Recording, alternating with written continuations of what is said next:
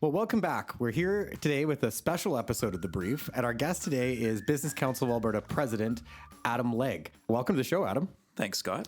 Normally, Adam hosts the other show, the C-Suite Unplugged on the Alberta Better podcast, but today he's on The Brief because we're talking about something that's become just a really significant business issue in the last number of weeks, greenwashing, and specifically Bill C-59. Adam, you've written letters to ministers on this, you've put in a submission, and you just released a national op-ed on it. But, you know, for Canadians who don't necessarily follow and memorize the names and numbers of every bill, give us the broad overview. What is this bill? What's it about? Why are people upset? Bill C-59 is what they call an omnibus bill, which was to implement the fall economic statement of 2023. And what the government has had a tendency of doing these days is cramming a whole bunch of other stuff in basically a budgetary bill, because they know that typically those are rarely changed and updated or rejected or changed.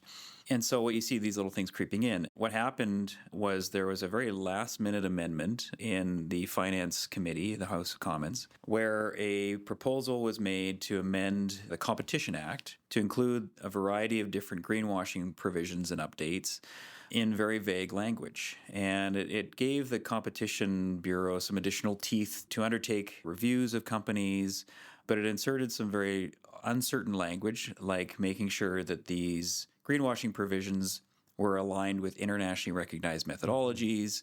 It put additional emphasis of burden of proof on the companies making the claims, and has subsequently opened up also private action that can be undertaken, which we can chat about in a minute.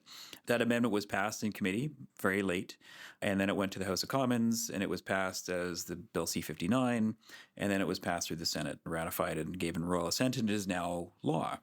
So these greenwashing provisions are very small part of a very large bill, and they kind of crept in very quickly, and it was almost sort of the 11th hour when many people sort of realized what had occurred here. And so the Competition Bureau has asked Corporate Canada for how should we implement these things, because they actually didn't want to be the body responsible for this. And now there is a whole bunch of uncertainty that's been inserted into how companies can communicate about their environmental activities, about forward-looking statements, about what they're doing, both in products, services, investments around their environmental activities, sustainability reports. All these sorts of things have been completely thrown into question.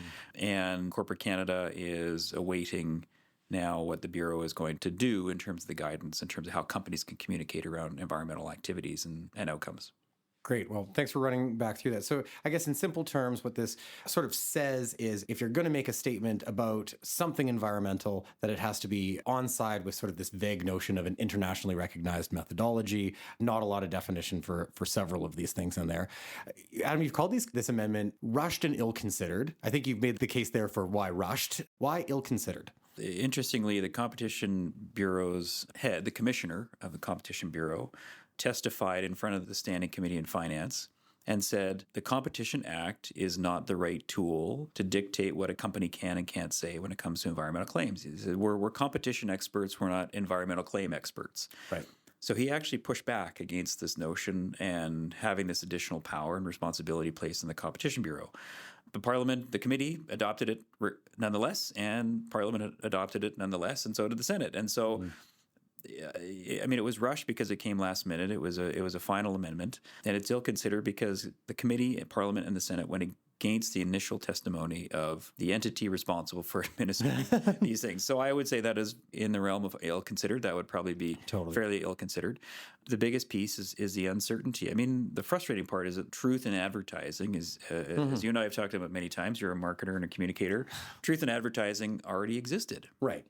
You can't make false claims in your advertising. That's been the law for a long time. Exactly. And so there were greenwashing provisions that are already in place in the Competition Act. So this has simply taken what was generally well known and understood, and the companies felt comfortable operating within, and created a whole bunch of uncertainty because they've inserted these new elements like internationally recognized methodologies, and which are undefined, and all these other sort of now a huge unreasonable penalties, and opening up to private action, which is making it so unclear how and when and in what ways can companies communicate. So you dug up something that one piece of this that hasn't been talked about that much, and it's in your op-ed. The Competition Bureau themselves put out a recent bulletin with some guidance around this. And in it, they sort of chillingly give the recommendation to companies that they should avoid aspirational claims about the future. How do you feel about that?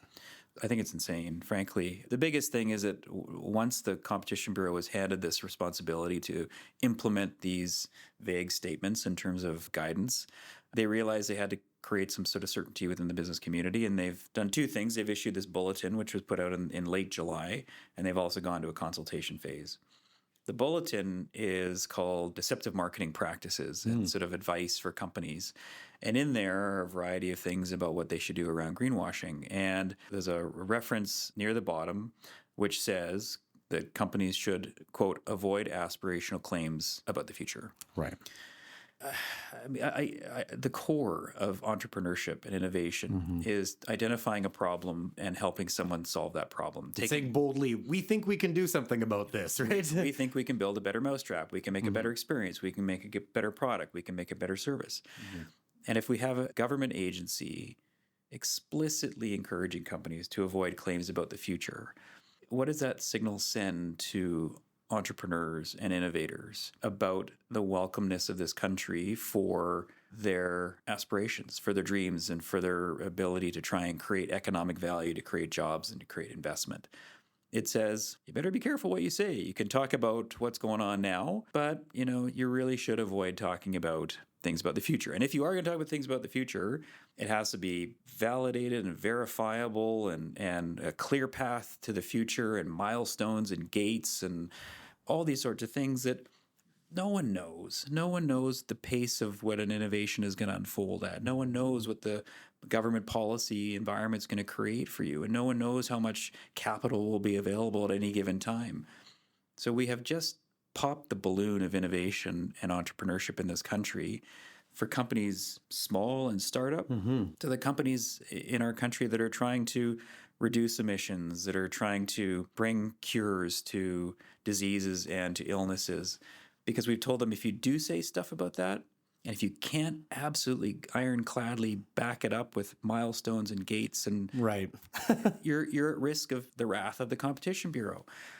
And there are other countries that would welcome with open arms the companies and entrepreneurs that say, we've got a dream, we got an idea, and we want to make the world a better place. They'll say, come on down.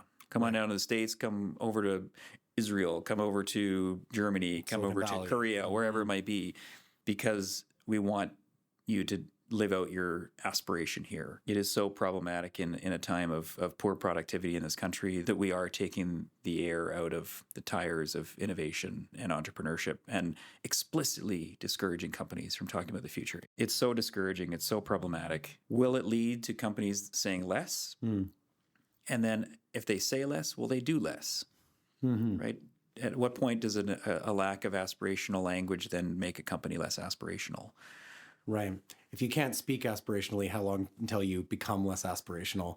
And I think you make a great point there, about what this means for innovation companies or smaller companies. I don't know how you can run a startup or an innovative company and not make aspirational claims about the future. I mean, if you've ever been to I know you have, any kind of a pitch day for companies in the innovation sector, it's nothing but aspiration about the future. That's what they're selling. They think we can do something.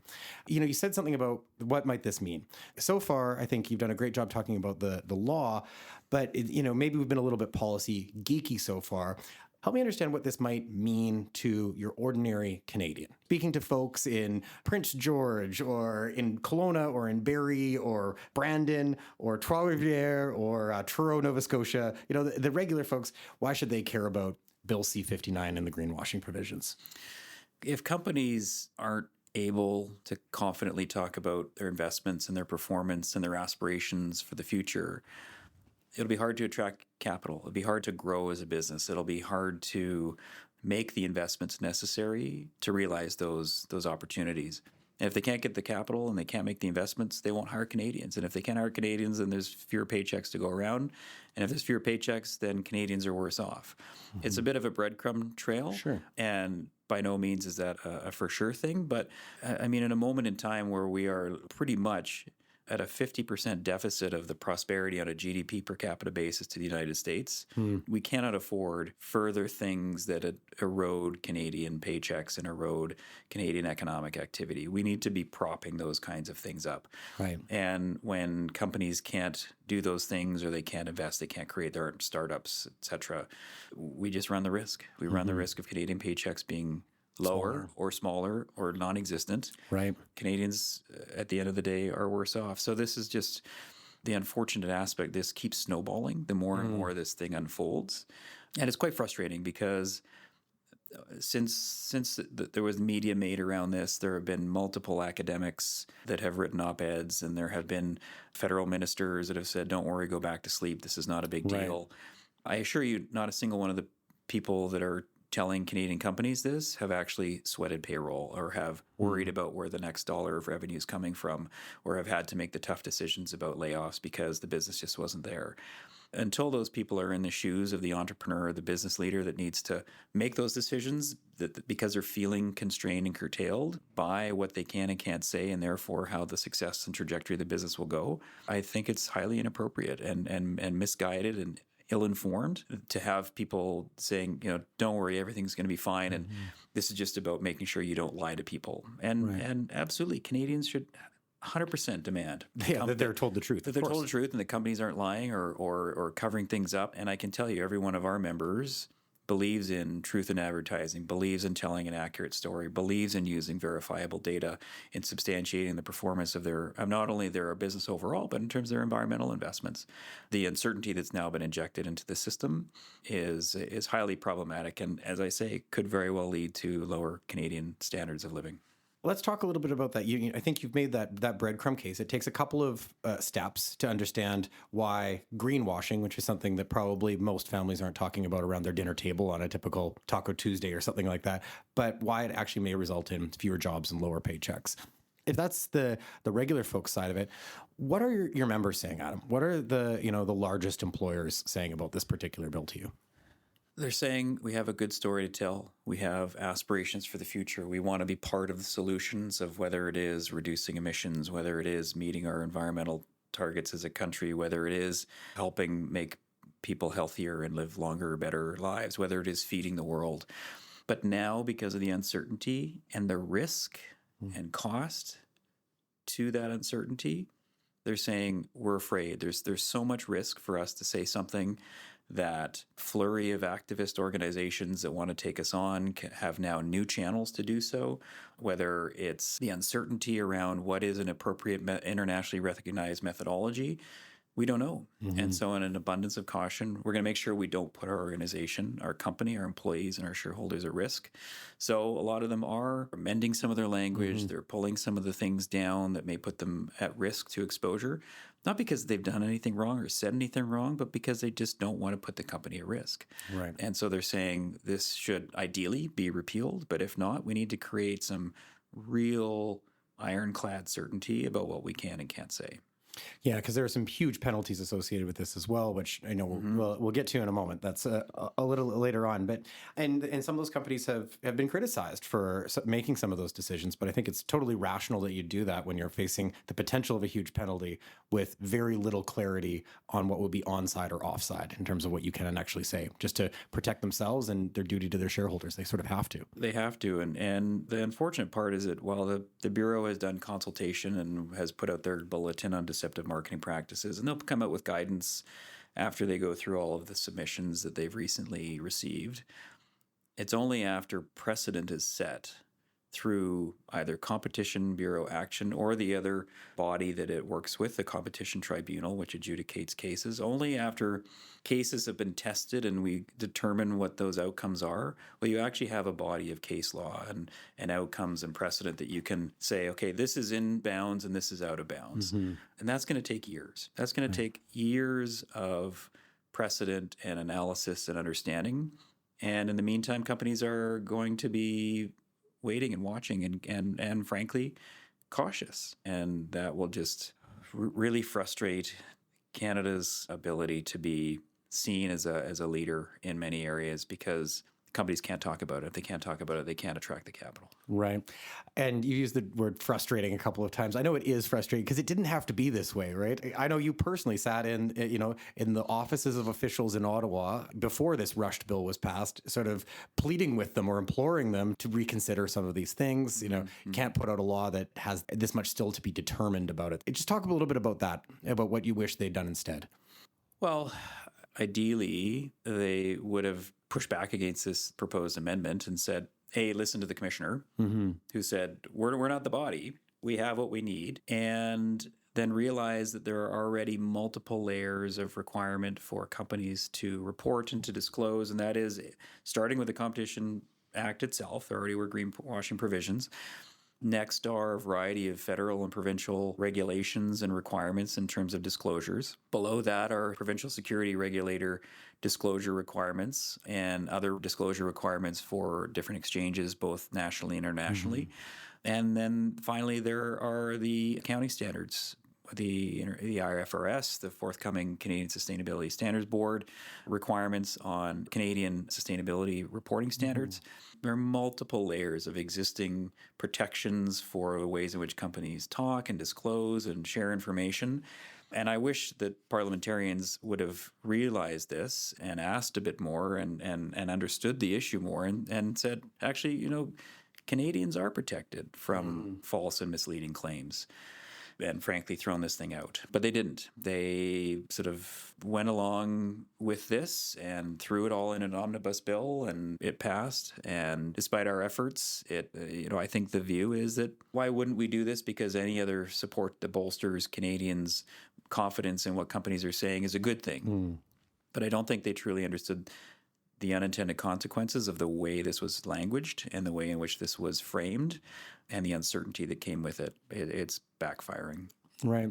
Well, let's try and make it tangible with a bit of a hypothetical about some real businesses. So let's say, for example, you're a small soap manufacturer and you want to make an environmental claim about your soap. I say this because I have soap in my bathroom that says it's made partly with captured carbon from a small manufacturer. Or you're a large company that wants to talk about your sort of ambitions for decarbonization in the future. What kind of risks would those companies face under this law?